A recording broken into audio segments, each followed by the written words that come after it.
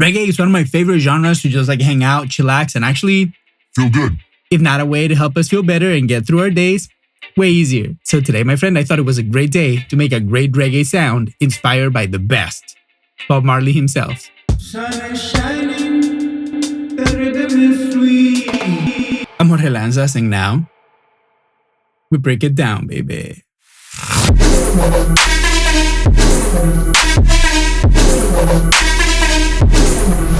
Hey, thank you so much for being here today. And like I said earlier, today is a great day to make a great sound. The sun is out, birds are chirping. I woke up bright and early and went to the park with my kiddos. So the mood is just right, my friend.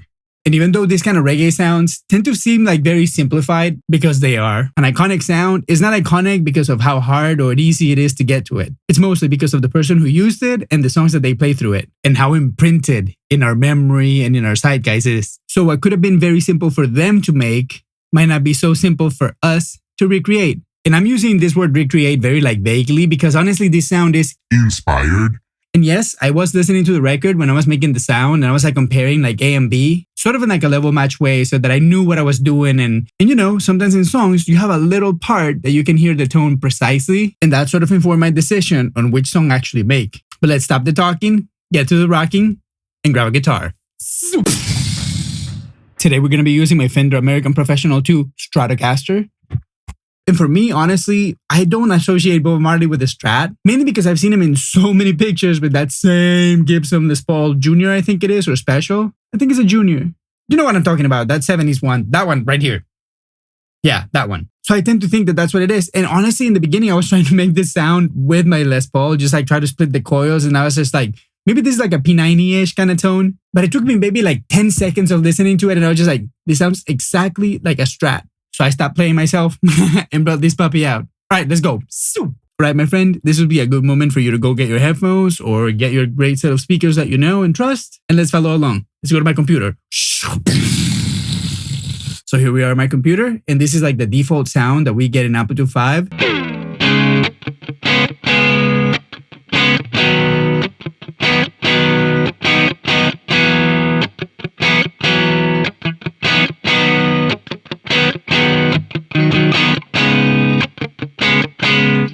Anyway, you get it. So this is where we're going to start, but this is absolutely nothing close to what the sound that we're looking for. And after a little bit of research, I found out that basically Bob Marley would use any amp that he could and any guitar that he could if he needed to. But of course, he had a few preferences. And I was noticing too that he used to use a Strat before he started using that Gibson. So maybe that's why this song is a Strat. Or maybe he just grabbed one Strat in the studio and that was it. I don't know. But if you know about this, please let us know in the comment section so that we can all read it later. Right, so going back to his gear, I found out that he loves to use a Fender Twin Reverb Deluxe. And we have something very similar in this Twin Reverb right here. All right, let's hear how it sounds.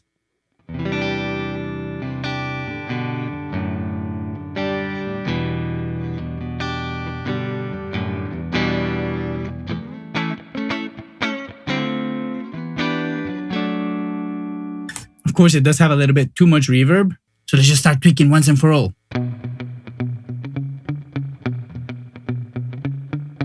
If you know the song, that sounds absolutely nothing like the sound. So the first thing that we're going to do is actually go to our guitar right here. And in my case, I'm going to go to position 2, basically the bridge in the middle together. And that's going to give us something like this,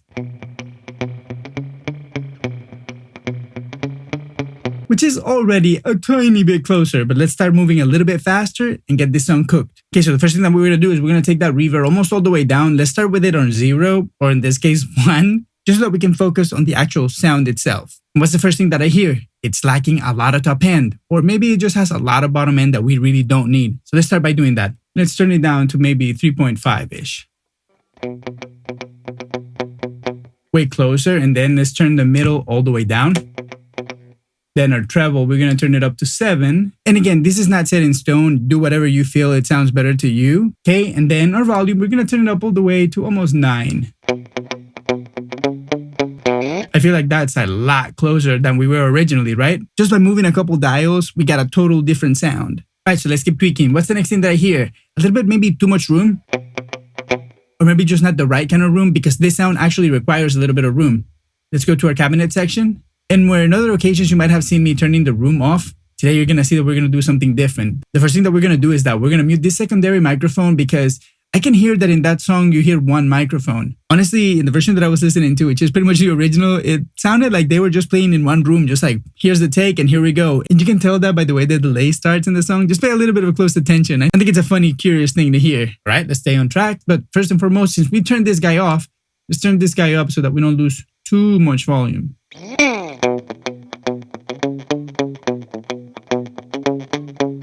Oh, we're gonna get tired of hearing that riff if I keep playing it with every little movement. Okay, so the next thing that we're gonna do, like I was saying, we're gonna turn this room a little bit, maybe like, I don't know, 30. Let's do 30 or whatever, 29.7. That's the same to me.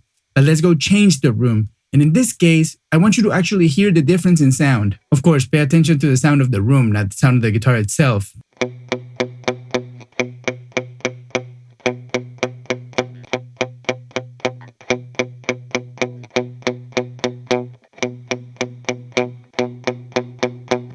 Huge differences, right? When we only using one microphone and the room sound. So in this case, I feel like it was a close call between this amp closet, but I feel like it's got a little bit of muddiness in like the low mids. So the next closest thing, it was a small studio. Listen to it. Then listen to the mid studio. You feel like the room just gets bigger. There's more air all of a sudden, right? So in my opinion, any of this two would work really nice for this sound. You be the judge of it. Okay, so let's just hear the riff, even though we're gonna get tired. I mean, that to me already has a little bit of the flair that the actual song has, right?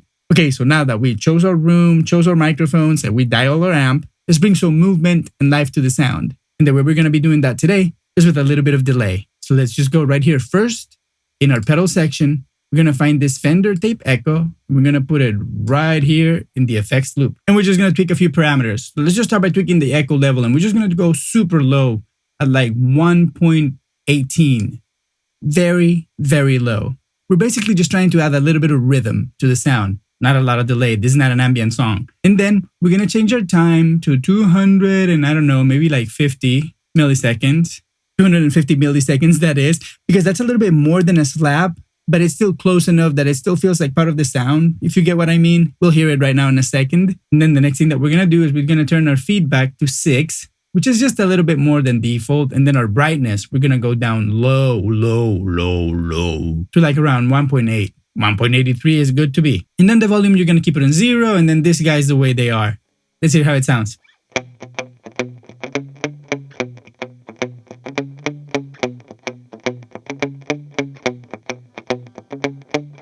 I mean, granted, if you were playing with a metronome, this would be a little bit easier to do and maybe you wouldn't do 256 milliseconds and then you would probably choose an actual rhythmic division. But I bet you that that day in that studio, that sound was made with feel and not with numbers. Let me know in the comment section how you like to dial your delay when you're doing it. And while you're there, remember to like, subscribe, and do all those cool little things that we like to do on YouTube. And enjoy this little bossa nova, my friend. I hope your day keeps getting better and better.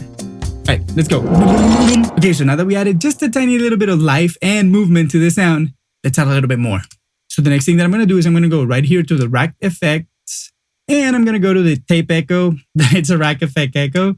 Mainly because I want to create that weird rhythmic situation that's going to happen between both delays playing together. Let's just hear it instead of talking about it. Okay, and again, our level is just going to be super low. We're going to go to 1.18, the same maybe, or 1.17. All I really mean to say by that is that we turn it down very low because I don't want to hear the delay too much. I just want to have that feeling, that movement to make the song move forward. That's why in music creation, we tend to like not really get too caught up in the numbers. We know them, we study them, we want to know about them, we want to know how they interact with each other and everything. But when you're actually making the music, you just want to feel it. Does it feel right?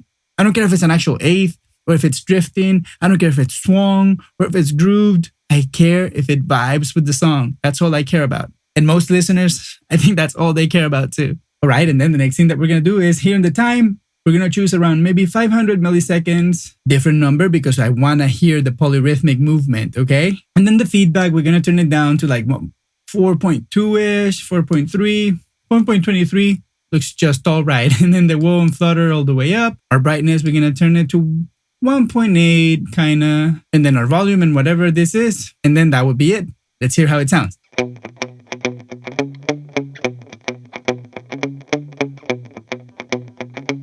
I feel like it adds a little bit of variability, making it feel more human, more like organic, right? And those kind of recordings, my friend, sound so organic. But now, my friend, when I was like going back and forth with the sound of the record and what I'm doing right now, I was noticing that there's like some sort of like slap, some sort of like spankiness that I'm missing. And I know the guitar is right. I know the amp is right. There's a lot of things right, but I'm not quite getting the sound. So what do you do in this kind of case? And in my head, I thought maybe I need a different cab. But in this case, we're using a combo, so I don't want to change the cab, but I can change the speaker. Let's hear what we did here. So here in our cabinet section, we're going to go and select our speakers. And we're going to see that it's coming loaded with our American 12K, right? And it sounds really good, right? But not exactly the sound that I like. So after going through a bunch of these guys, and I'm telling you, I really listen to all of them because I really am curious and I really want to hear the differences. Let me know if you're like me in that regard.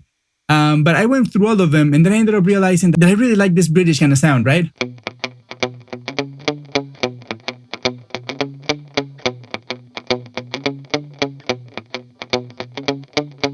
And then all of a sudden I got like the brightness and the tightness of the attack that I was missing. But I was still not super happy with the sound. So let's just hear a little bit quickly a back and forth between the British green and what came stock. This is stock.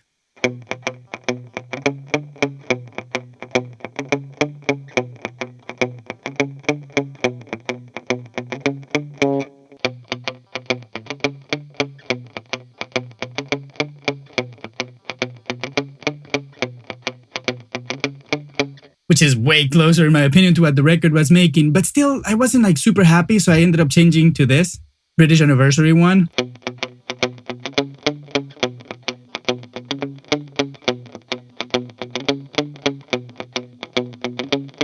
Which just added the exact attack that I wanted. Let's compare the green and this one.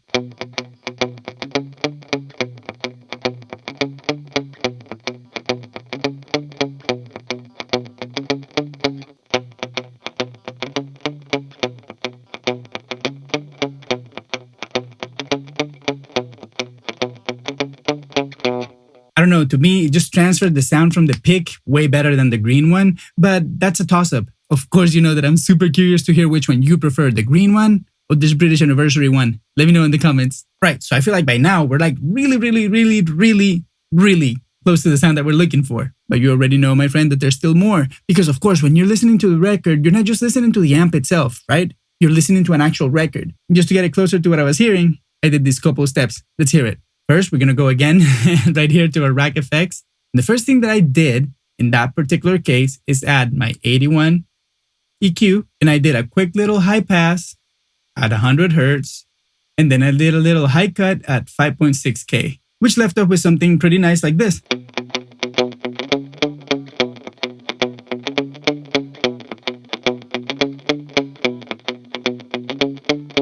And honestly, you can just leave it there because to me that sounds really close to what it should be, but we still needed more. And for that, my friend, we got this cassette tape thing because there's some like movement and variability that I hear in the record that I really wanted to hear in my tone as well, because if not, I wasn't feeling really happy.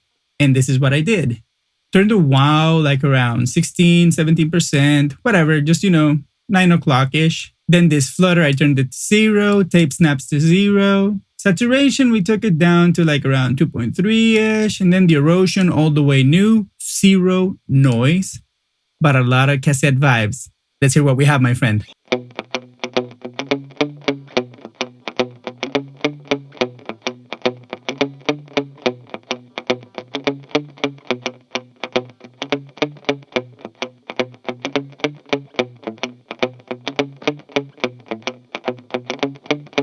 And on that note, my friend, let's go get a few conclusions.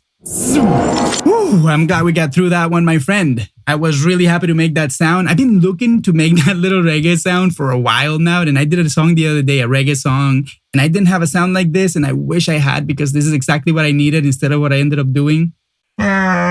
Joke's on me for not being prepared. But now, whenever you need to make a reggae sound that sounds close to this great song or inspired by it, now you have a great way to start, my friend. But that's enough of me today. Let me hear what you have to say in the comment section down below. And remember, always like, subscribe. If you can support me financially, thank you so much. I appreciate you if you hit that super thanks button. And if you have some more time to watch another video with me, I'll be waiting for you right here, my friend. Thank you so much for being here today.